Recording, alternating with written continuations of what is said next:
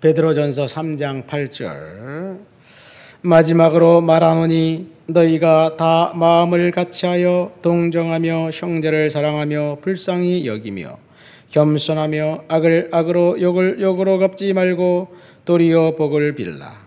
이를 위하여 너희가 부르심을 받았으니 이는 복을 이어받게 하려 하심이라. 그러므로 생명을 사랑하고 좋은 날 보기를 원하는 자는 혀를 금하여 악한 말을 그치며 그 입술로 거짓을 말하지 말고 악에서 떠나 선을 행하고 화평을 구하며 그것을 따르라. 주의 눈은 의인을 향하시고 그의 귀는 의인의 간구에 기울이시되 주의 얼굴은 악행하는 자들을 대하시느니라 하였느니라. 아멘. 베드로 사도가 아시아 지역에 있는 5개 교회들에게 회람용으로 이제 읽으면서 하나님 말씀 가운데 든든히 서가라고 격려하면서 보낸 편지입니다. 베드로의 청중들, 아시아에 있는 5개의 교회 성도들은 극한 환난과 극심한 박해 가운데 있었던 성도들이었습니다. 이들 교회는 유대인들보다는 이방인들이 주류를 이루었습니다. 박해받고 있는 이방인 성도들에게 베드로가 2번에 걸쳐서 편지를 보내면서 이제 보낸 편지의 내용은 핍박 가운데 있지만 박해 가운데 있지만 믿음에 든든히 서 있고 그리고 그들에게 어떻게 반응해야 될지 오늘 우리들에게 이야기해 주고 있으면서 오늘 이 베드로의 말씀은 오늘날 이 땅을 살아가는 성도들이 가져야 할 이제 윤리 크리스천 라이프가 아닌가 생각됩니다. 오늘 본문 8절 말씀에 보니까 마지막으로 권면한다라는 이야기를 하고 있습니다. 마지막으로 말하노니 너희가 다 같은 마음을 품고 동정하며 형제를 사랑하며 불쌍히 여기며 겸손해라. 이 마지막으로 말한다는 말은 무엇을 의미할까요? 내가 여태까지 너희들에게 말한 것이 있지만 이 말씀이 더 중요하다. 결론적으로 말한다 이야기지요. 베드로의 청중들에게 권면한 첫 번째는 같은 마음으로 마음을 같이 해서 동정하며 형제를 사랑하며 불쌍히 여기며 겸손해라. 이 말씀이에요. 이것은 저와 여러분들에게도 동일한 명령입니다. 우리가 이 땅을 성도로서 크리스찬으로서 이러한 마음을 갖고 살라는 이야기이죠. 여기 동정하며 불쌍히 여기라는 말은 사실은 나보다 못한 상황에 있는 사람들, 불쌍한 형편과 처지에 있는 사람들을 우리는 동정하면서 연민의 마음을 가질 수는 있습니다. 그래서 기독교 방송을 듣다가 아프리카에 있는 어느 지역에 있는 사람들이 먹을 것이 없어서 고통당한다는 이야기를 들을 때 굉장히 불쌍한 마음이 들고 극렬한 마음이 들어요. 그래서 그 선교사가 요구하는 대로 헌금을 보내기는 쉽습니다. 물론 매스컴에 나오고 그런 내용들이 액면 그대로 진짜일 것은 아닌 것 같아요. 부풀려서 사람들의 마음에 호소해서 지갑을 털어내려는 그런 의도가 다분히 숨어 있습니다. 어쨌든 딱한 사람을 보면, 사정이 어려운 사람을 보면 동정하고 그리고 불쌍히 여기고 자비심을 갖고 싶은 그런 마음이 생깁니다. 그런데 사도 베드로가 오늘 말씀한 그 본문의 내용은 자신을 핍박하는 사람들을 향해서 불쌍히 여기는 그런 마음을 가지라는 이야기입니다. 핍박하는 그 자체는 우리들을 정말 겁나게 만들고 극한 환난으로 우리를 인도하지만 그 사람의 실체, 그 사람 역시 하나님의 형상으로 창조된 하나님의 사람이라고 생각하면서 그가 예수를 모르기 때문에, 부활하신 주님을 모르기 때문에 그런 것이지라고 생각하면서 그 영혼을 불쌍히 여기라는 그런 이야기입니다.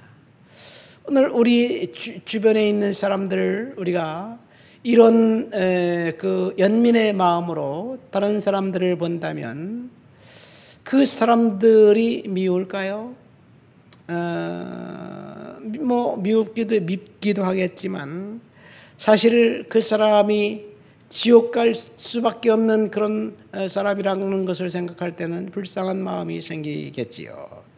그래서 불쌍한 마음을 가지고 동정하면서 복음을 전하는 그런 하나님의 자녀들이 되라는 이야기입니다. 두 번째 말세를 살아가는 성도들이 지켜야 할 크리스천 라이프 윤리는 9절에 있습니다. 악을 악으로 욕을 욕으로 갚지 말고 도리어 복을 빌라. 이를 위하여 너희가 부르심을 받았다. 예수님은 원수를 사랑하라는 거 말씀하셨고 예수님의 말씀을 원수를 사랑하라는 말씀에 베드로 버전이 악을 악으로 욕을 욕으로 갚지 말아라는 말입니다. 근데 우리 속담은 이거와 정반대요. 대로 받았으면 말로 주고 말로 받았으면 가마로 갚아야 된다. 뭐 이런 이야기를 하지요. 이 상대방이 나에게 어떻게 했느냐에 따라서 그것보다 더 배나 곱절이나 더 혹독하게 우리는 징계하겠다, 징치하겠다. 이것이 세상 사람들의 윤리입니다. 모든 세상의 윤리 법은 이렇게 작동합니다. 당한 것만큼 되돌려줘야 되고 받은 것만큼 갚아야지 그것이 이제 정당한 사람들의 권리라고 생각합니다. 자신을 핍박하고 조롱하고 그리고 박해하는 사람들을 향해서 그것대로 갚아준다면 어떤 일이 일어날까요? 성도들은 사회적인 약자들입니다. 성도들은 자신의 힘으로 받은 것만큼 대갚아줄 수 있는 능력이 없는 사람들이에요. 그렇게 하려고 하다가 오히려 더 당합니다. 그러면 내가 당하지 않기 위해서 그렇게 해야 되나요? 그렇게 생각하면 좀 비극하고 소극적인 것 같아요. 그렇지만 내가 당하지 않으려고 참는 것이 아니라 하나님의 말씀에 그렇게 명령하셨기 때문에 우리는 그렇게 해야 될 줄을 믿습니다. 우리가 받은 것만큼 돌려준다면 그때는 속 시원하겠지요. 그러나 사실은 그것도 하나님이 허락하신 것이라면 하나님의 또 다른 플랜과 계획이 있다는 이야기예요.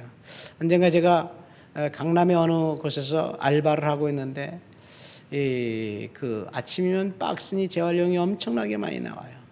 건물을 삥 돌아서 그걸 갖다 버려야 되는데 한 30분을 버려야 돼요. 왔다 갔다 해야 되니까. 그러다 보니까 이렇게 건물에 화장실이 있어요. 화장실 너머가 그 주차장이고 거기에 한켠에 그 재활용을 버리는데 그래서 창문을 열고 거기다 박스니 뭐니 이런 것들 싹 다 집어던지고 가서 정리를 했어요. 그러니까 너무 빨라지더라고요. 근데 건물 관리인이 어느 날 그걸 못하게 하는 거예요. 왜 그렇습니까? 지저분하다는 얘기예요. 내가 이거 다 정리할게요. 근데 아무튼 못하게 해요. 자기가 출근하기도 전인데. 그러더니 어느 날 글로 다시 던져오려고 하니까 창문을 확 막아버렸어요. 어떻게 이렇게 나쁜 사람이 있나요? 정말 악하더라고요. 창문을 꽉 막아버렸어요. 이야, 이 사람 진짜 축복이 나오지 않는데. 그러면서 정말 분노가 그 머리까지 끝까지 뻗치는데 어떡하겠어요, 제가. 그 사람은 어떻게 갚아줘야 될까? 방법 없어요. 축복하는 것밖에 없죠. 물론 축복이 안 나오더라고요. 어쨌든 시간이 지났어요. 근데 그 결과는 어떻게 됐느냐? 이제 그 가게와 제가 그 하고 있는 회사 사장님과 관계가 틀어지면서 어떻게 얼떨결에 제가 직접 그 사장님하고 딜해서 거기를 하게 되었어요. 그래서 그 사장님하고 딜할 때 이제 계약이 바뀌었으니까 다르게 합시다. 이 쓰레기 이런 것들은 당신들이 하십시오. 나는 그거는 안 하겠습니다. 음식물 쓰레기만 내가 버리겠습니다. 그렇게 얘기하니까 알았다. 뭐 그렇게 하기로 하고 돈도 더 많이 받기로 했어요. 그래서 결론은 그 사건 때문에 그 일은 내가 안 하고 그 직원들이 다 하게 됐어요. 합력해서 선을 이루게 하신 거지요. 내가 불이익을 당하고 핍박을 당하고 박해를 당하고 어려운 일을 당해도 하나님 앞에서 오늘 말씀에 순종하면서 오히려 그 원수를 사랑하고 욕으로 갚지 말고 복을 빌면 하나님께서 합력해서 선을 이루게 하시고 그 일이 다르게 일어나게 될 줄 믿습니다. 그런데 그것뿐이에요. 이제 그러다 보니까 자기들끼리 박스는 누가 버리냐, 재활용은 누가 버리냐, 병은 누가 버리냐, 뭐 이렇게 하다가 정리가 된 거예요. 그럼 박스 같은 것들은 우리가 버리겠다. 병, 뭐 재활용은 네가 버려라. 근데 재활용 버려야 될 사람들이 병이 무거우니까 병을 뭐 이렇게 이 봉투, 마대자루 같은데 조그만 마대자루 담아가지고 뭐 서너 개씩 빼놔요. 그러면서 죄송합니다. 좀 목사님 버려주세요.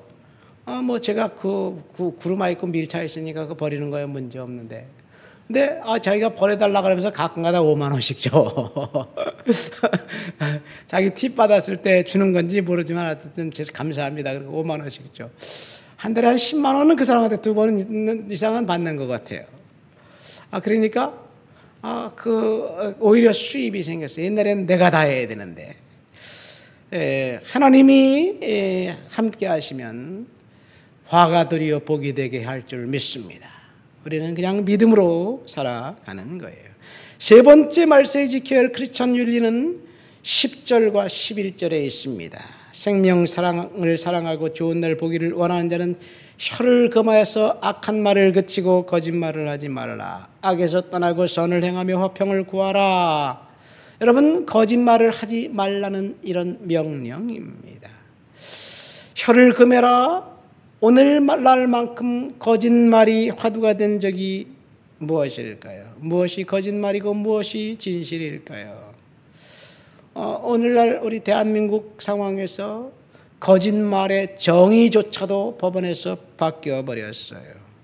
입만 열면 거짓말을 하는 정치인의 권력을 위해서 법원에 이제 결국은 판사의 그 판정이 뭐 사진을 확대한 것은 조작이다. 뭐 이렇게 이야기하는 거죠. 협박을 받았다고 거짓말하는데 그것은 정황상 그렇지 않다. 누구를 모른다. 이것은 인식의 문제이기 때문에 거짓말이 아니다. 뭐 이렇게 이야기를 합니다. 여러분, 무엇이 거짓말이고 무엇이 진실일까요? 법원에서 거짓말이 아니라고 판명나면 거짓말이 아닌 것일까요? 하나님의 말씀으로 우리는 돌아가야 될 줄 믿습니다. 우리는 기억력이라는 것이 생기기 시작함부터 사람들은 거짓말을 들으면서 자라왔습니다. 인간은 근본적으로 선하고 올바르다. 모든 사람은 평등하고 자립적이다. 죄 없이 태어났다. 이 세상은 즐겁고 안전한 곳이다. 인간은 원래 자유롭게 태어났는데 지금 속박 상태에 있는 것은 누군가의 잘못이다. 노력과 시간을 좀 더 투자하면 바로잡을 수 있다. 인본주의 사상에 꽉 들어차서 있는 사람들의 이야기가 사실은 진짜인 것 같지만 가짜예요. 학교에 가면 아이들이 거짓말을 배웁니다. 과학 시간에 아이들이 진리라고 들은 것들이 사실은 거짓말이에요. 여러분, 우리가 하나님의 형상대로 인간이 창조되었다라는 말을 더 인권을 옹호하는 이야기입니까? 아니면 인간이 원숭이가 변해서 인간이 되었다라는 말이 더 옳습니까? 무엇이 우리의 자존감을, 인간의 자존감을 확대해주고 증명해주는 것일까요? 하나님의 형상대로 닮은 고귀한 인격체라는 말이 인간의 그 인권을 보호해주는 말이지, 인간은 원숭이가 변했다는 말이 도대체 말이 될까요?